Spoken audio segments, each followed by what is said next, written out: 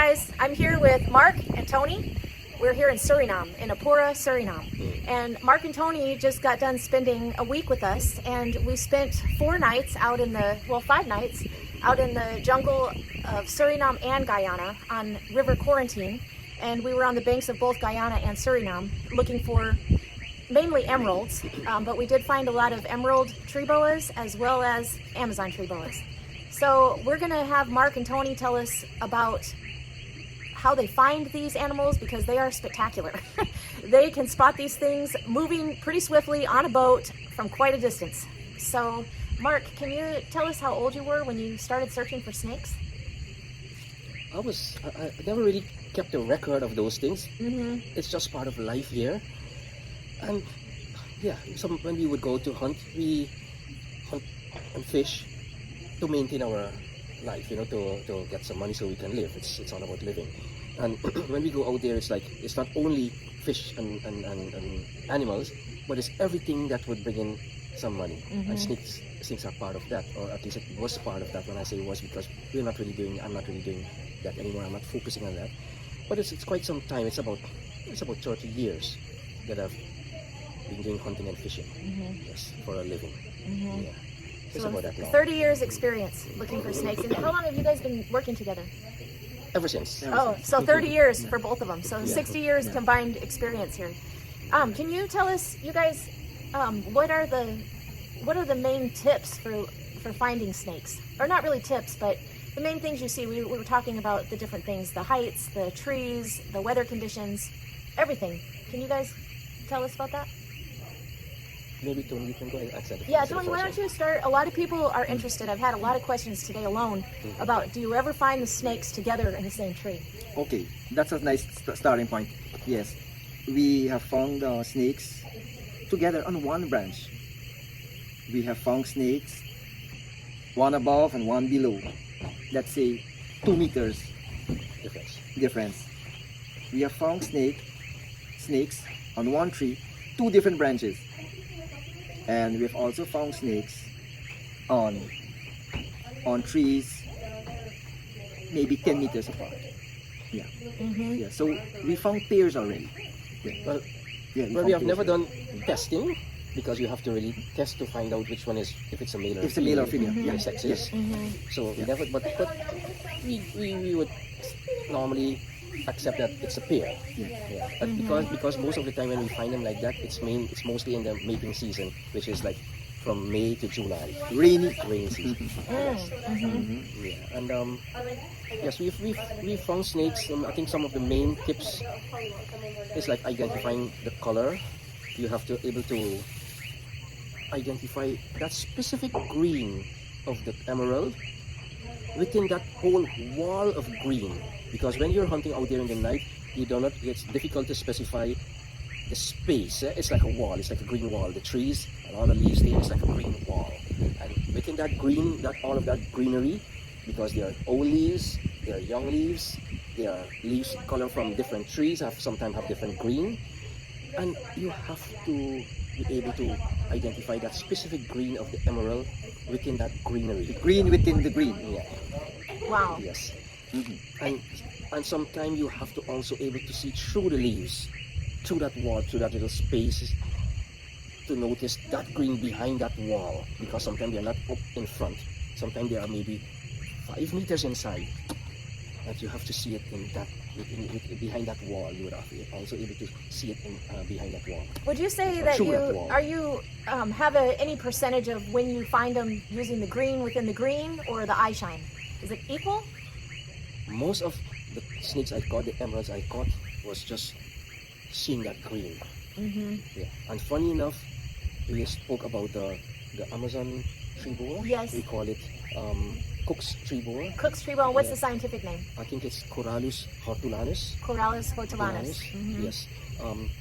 That one has a very bright eye shine. According to Steve. According to Steve Irwin, it's eye shine bright. Eye shine. And it has a specific eye shine, and it's very bright.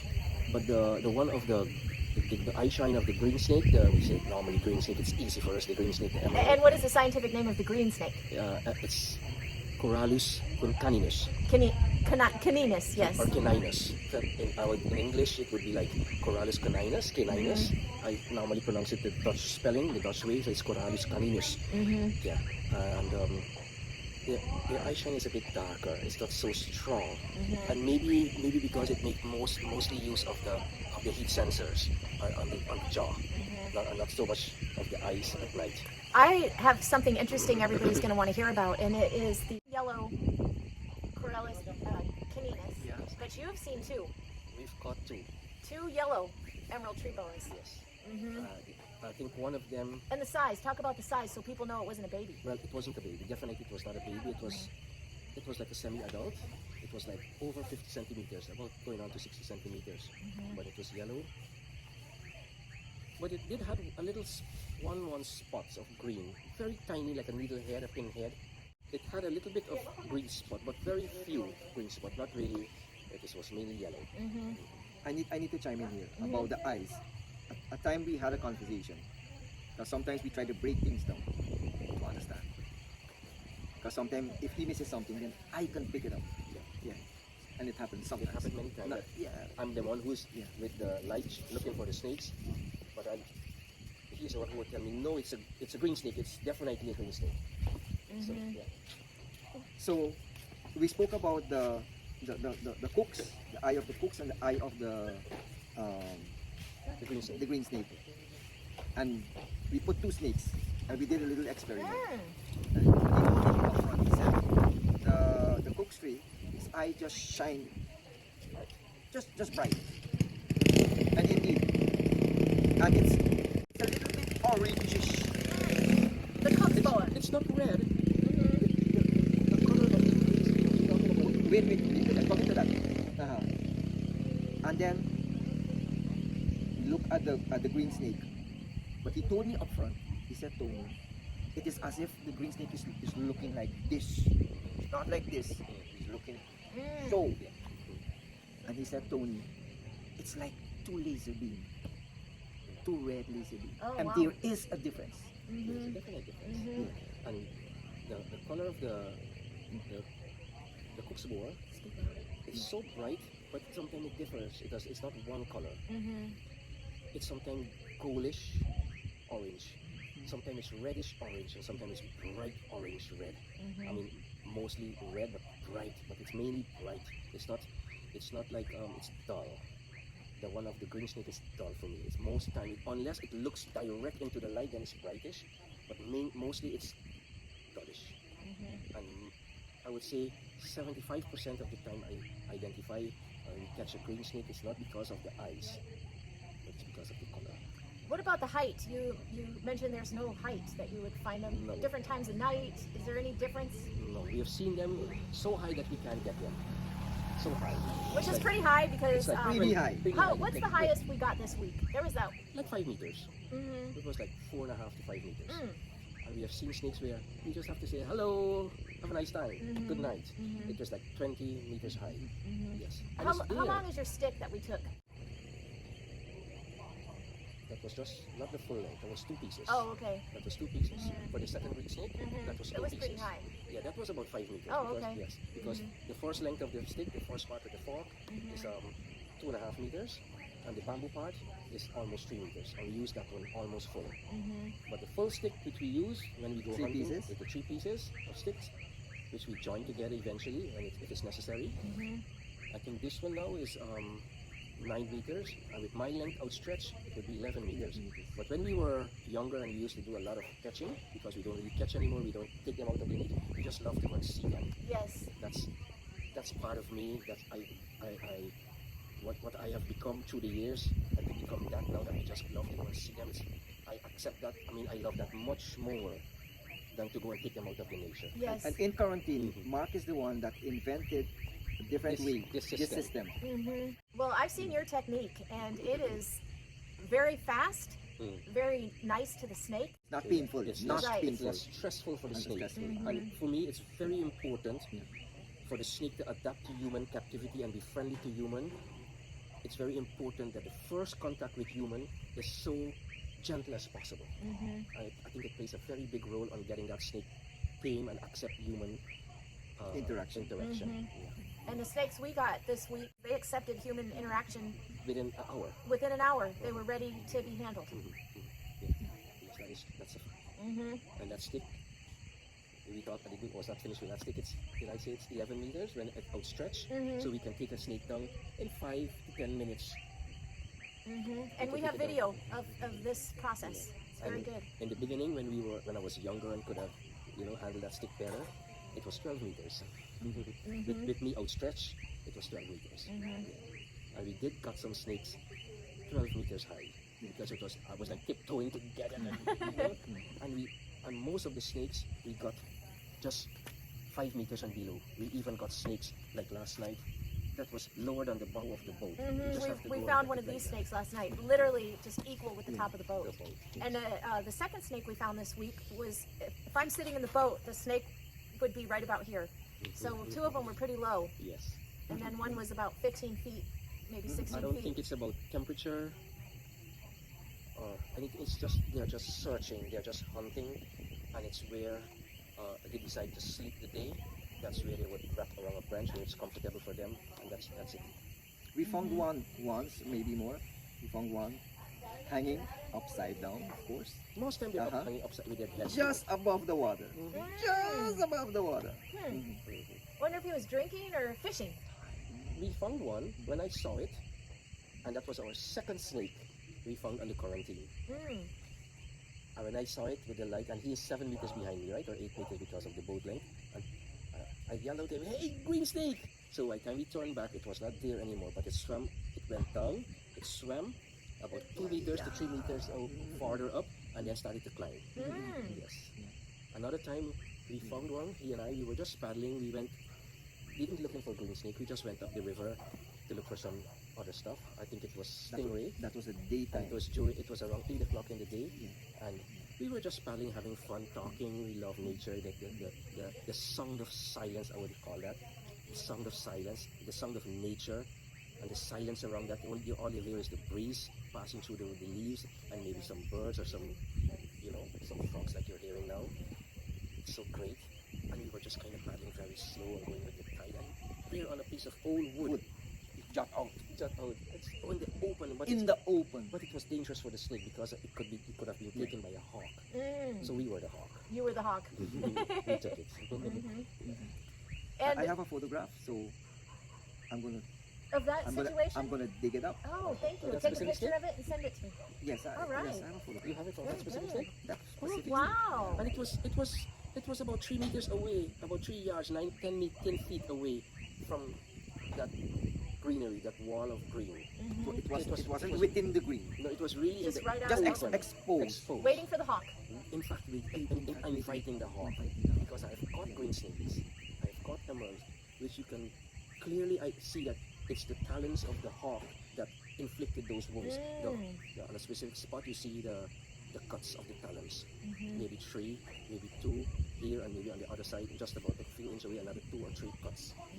And I think it's the talons, but maybe the snake was the mouth was maybe free. The mouth area, the head area was free, so it gave it a bite, and the hawk let go. I want to believe it was that. Have you experienced the regurgitation of the emerald? Do you enough to say what you think they mainly eat? You mentioned quite a variety. I wondered if you actually had experience looking at the I variety. only once saw a green snake, an emerald, regurgitated what they have eaten when we caught them, when we caught it, only once. And it was a rat. And I would say 99% of all the big snakes in the world would go for a rat. Those that lives in trees, like the We emerald, never had experience with bat. I'm coming here. Just ask. Those that lives in the It's in my head, trees, sorry. those that lives in the trees, like the emerald and the other one, the Cook's boa, cook's boa, they also accept birds. which we experienced this week. We did have a Which we bird did. regurgitation. Yes. I forgot about that From one. a Yes, cook's the boa, cook's boa. which is the Amazon tree boa. Yes. They also accept birds. They eat also birds and bats, and maybe those iguanas that are up there, probably. But I'm not so sure about iguana because it's cold-blooded, so maybe they would not. Well, identify Igor it. did talk about witnessing iguana regurgitation from an emerald. Oh wow! Well, then Yeah. it's One proven. time. Then it's proven.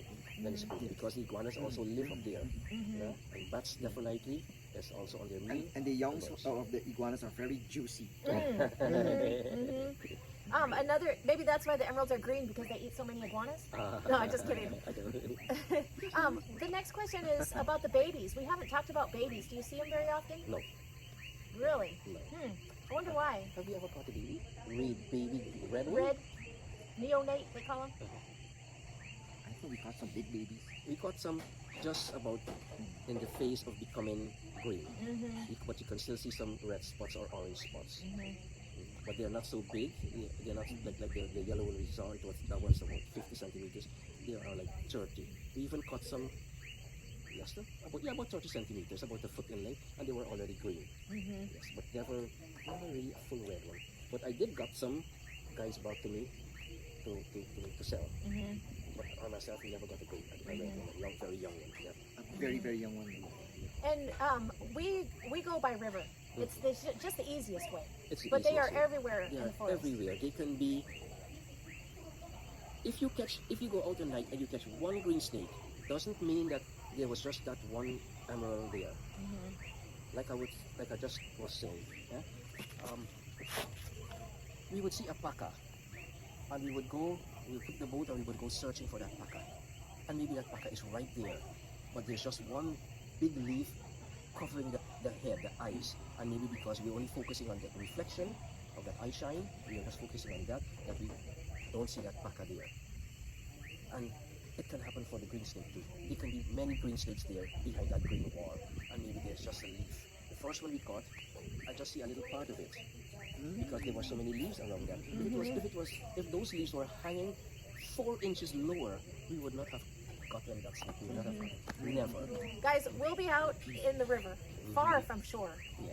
and there will be just the smallest little Amazon tree boa, and all the way from where we are, Mark will know what color it is, what kind of snake it is, and we get all the way up there, and we're all looking for the snake. Kyra and I were looking for the snakes, and we're right in front of it. We don't even see it, and Mark sees it from far away. Expert eyes. They don't want to be called experts, but they are. I never consider myself an expert. I don't know. It's just Well, something experience makes an Experience. expert. Anybody else have 30 years worth of hunting I don't know if I'm an snakes? expert, but I do Arboreal consider snakes? myself Well good at what I'm experienced. doing. Especially when we go out hunting green snake.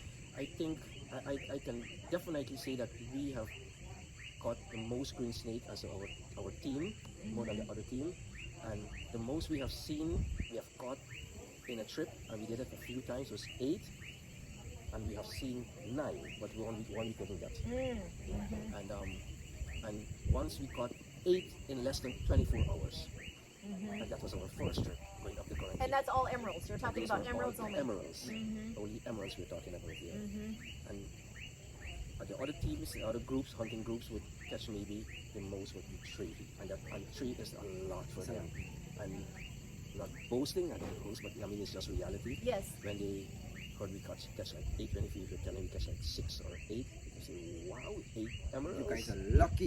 You guys are lucky. You're not skilled, you're lucky. But yeah. That's what I people don't- say I to make don't- themselves feel better. I don't know. I don't consider myself an expert. But you're very good at what But you I'm do. good. I'm good at what I do, and we have indeed a lot of experience. And I must also say, Tony, sometimes also contribute in that 8. When I would see something green and it would catch my eyes, and I would look at it and he would spin the boat. No, it's a green snake. I said, I'm not sure, No, it's a green snake. I definitely know it's a green snake. And it happened about 4 to 6 times. Oh, That he turned the boat around and said, no, it's a green snake. And when we go from a different angle, then I would say, oh yeah, indeed, It's, but from my angle, but then he is maybe 7 meters away from me, so maybe he would see a little bit from another angle, Speaking of angles, can you talk to us about searching with the light in a certain position? What do you mean? Oh, the light behind my eyes, it's better. It's the best. A lot of people would put the light like this. We would shine I from used to here. hold the light far from my face so the bugs wouldn't get in my face, but now I know better. But then you hold that light straight behind you and just get the eyes over the light. It's the best, because even if you're spotting there, but there's an eye shine 15 meters away, sometimes 20 meters away, depends how clear it is and how much it's looking to the light or facing, you would notice there's something Shining. illuminating there. Something is shining from there, and automatically you pull there. You put the spot there. But if you hold it like, Like this, you won't get that. even if the animal is clear in the open, whether it's a snake, it's a paca, whatever. Only if it's a deer has a very big eye, and you do see it somehow. But holding the light here, he misses a lot. Yeah. Because the eye shine, the reflection goes there, not to here, not to your eye.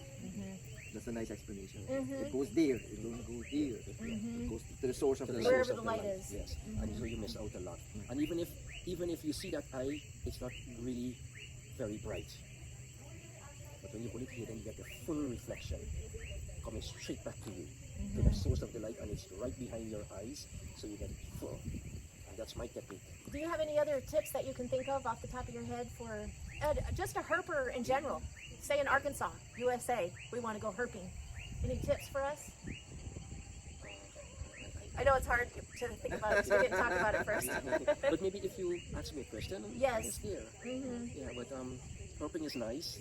I love snakes. I love nature. As a kid growing up, and my parents would slaughter a chicken, and I would go and I would dig into that chicken. I would say, oh, this is the heart. And I was just like 5 years, 7 years, and this looks like the lung, and things like that, you know. And I started to put that love of nature into my source of income. But as I got older, I decided not to do it anymore as an income.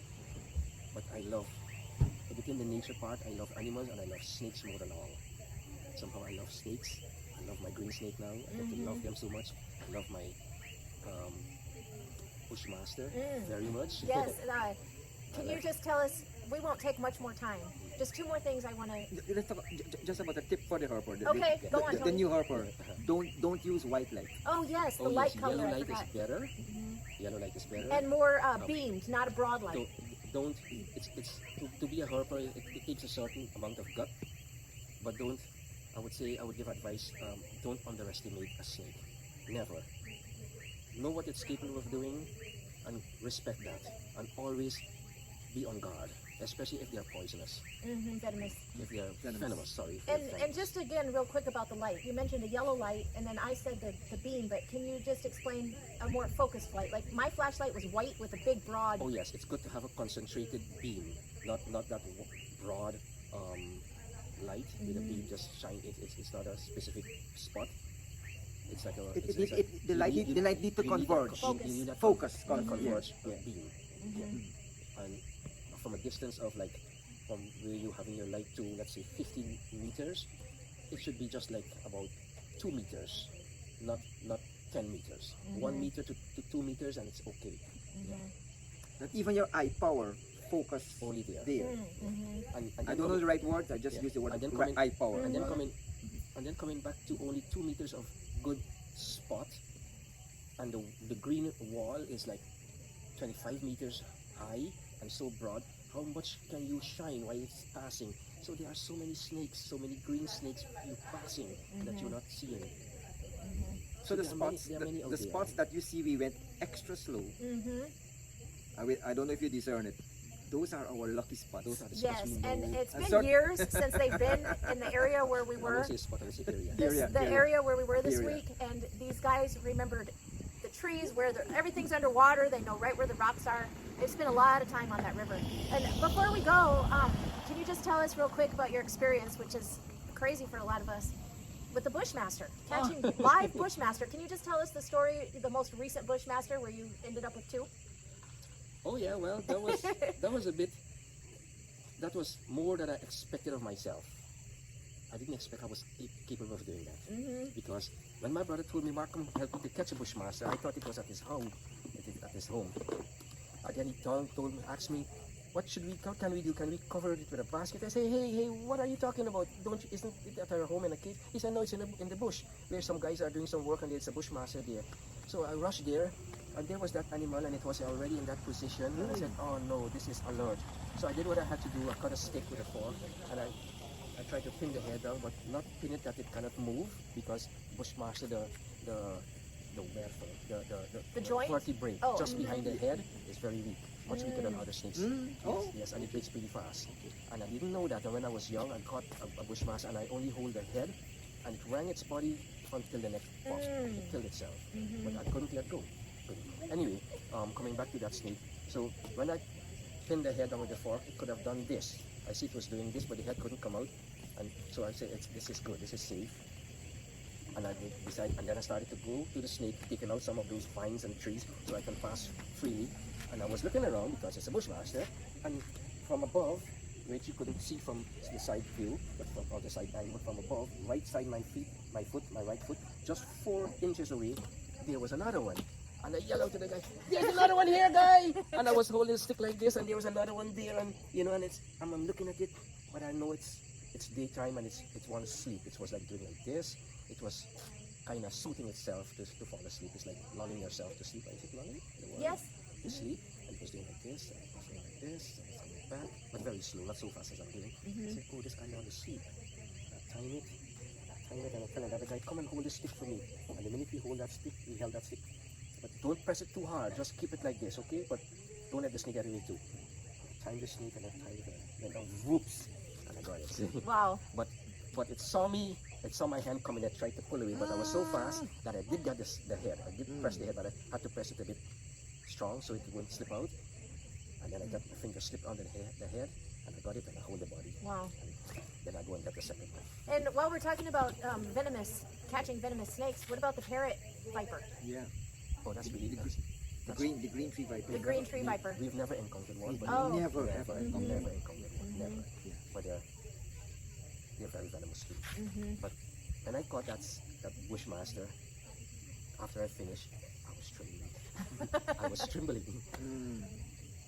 I exceeded my Expectations of yourself. yes. Very nice. And they're dangerous. Very dangerous. They can be deadly. A bite. Deadly. Yeah. Well, And thank they you were guys. and they were huge. Both of them were over 2 meters. We'll because- post a picture with it. We have a picture holding a Yeah. humongous bushmaster, they were, so yeah. we'll put that in with this They were video. 2 meters 25. I have more photos where I was washing one of them, bathing one of them. I'll give you some photos. And besides all of the snake catching, which is unbelievable what these guys do, we have lots of footage to show you. But also, I'll just have to brag on Mark's cooking. We were in the jungle this week, and I felt like I was eating at a 5-star restaurant. Oh, no. He won't admit it, but the flavors, he just imagines how the flavors are, and he's putting the different spices, and the food was spectacular. And we ate off the land. We had fish that we caught, paca that they shot and brought in, and the meat was all tender and absolutely It delicious. was just Thank one you. paca, right? One paca, One paca. that's right. Just for that trip. And also, do you want to tell them what we did with the emeralds and the tree boas that we found? We released them back. We give them their freedom We didn't only give them their freedom, but back. we took them from highly trafficked areas. Yes. Oh, yes. The 2 emeralds that we were able to relocate came from an area where 3 other emeralds had just been trafficked. Yeah. So we took the 2 emeralds from the highly trafficked area into a very remote, we drove way back Something like into that. a creek Yeah. and released the animals. Yes. We released 7 animals in there. So we were doing some great conservation. Yes. Yeah. And we're going to bring back a group of ladies, and the snakes are being conserved, and we can go have a look at them. Wow. Well, Thank you guys. thank you so much Thank for, you. for saying what you said. It's been amazing. Yeah. Because it's our dream to use our experience, not anymore in catching In snakes, trapping. but to take Yeah. guys out, take people out to see what it is like out here, tourists. And this is our dream, to be now like tour guides Yes. And conserve and conserve nature. these emeralds and whatever. And if I can boast a little bit, I think I'm the first person in Apora, in my little village, that started to educate people about snakes. That not all snakes are deadly, and you don't have to kill all of the snakes that comes in your yard. Although a lot of people does that, but I still plead to them, please don't kill them. Don't kill the yellowtail. Don't kill the anaconda. the anacondas, and I educated people about that you can get a little money even now that people are buying snakes now, and I'm kind of proud of that. And I think there are some people that do not kill any snakes anymore, just the dangerous one. And I wouldn't say it's bad to kill the very dangerous one, because there's one type which possesses the greatest threat of all, let's say 95% of all snake bites in Suriname, maybe 99%, and that's the Botrox, Atrox, the Ferdinands. Oh, Ferdinand. we know Ferdinand. And it comes to human settlements. It doesn't, not like the Bushmaster that would go away from human settlements, but it would come to, because human would leave rumbages, leave a garbage, a pile of leaves there and whatever, and it could sleep right on the last shredder of your step, and you come downstairs early in the morning and you step on it. You know, it can go and live in your kitchen if you have a flat like this and things like that. So they pose a big threat. I just used the word possessive. I pose a big threat, a very big threat, and 99% of the fatal snake bites Come from the Ferdinand. from the Ferdinands, and they are not endangered in the whole of South America, Guyana, French Guyana, Suriname, Venezuela, Brazil. They're not endangered, and they pose a big threat. You need to tell your viewers that on the first day, Yes, I was just going to say that. you relocated Anaconda. an anaconda. The very first day I was here at Mark's house, I had been in Suriname for about maybe 2 hours, and that's including an hour taking a taxi over and everything else. So I was here at Mark's house for less than an hour, and we found would you say over 2.5 meter? About 2.5 meter anaconda. 8 feet, about 8 feet. About an 8-foot anaconda in his chicken coop, just trying to leave the chicken coop with a nice big fat belly, likely a chicken in there. And we took that anaconda and relocated it in the river so it can grow big and smelly and have a very nice life. All right, well, But without my chicken in its belly. right, without any more of his chickens.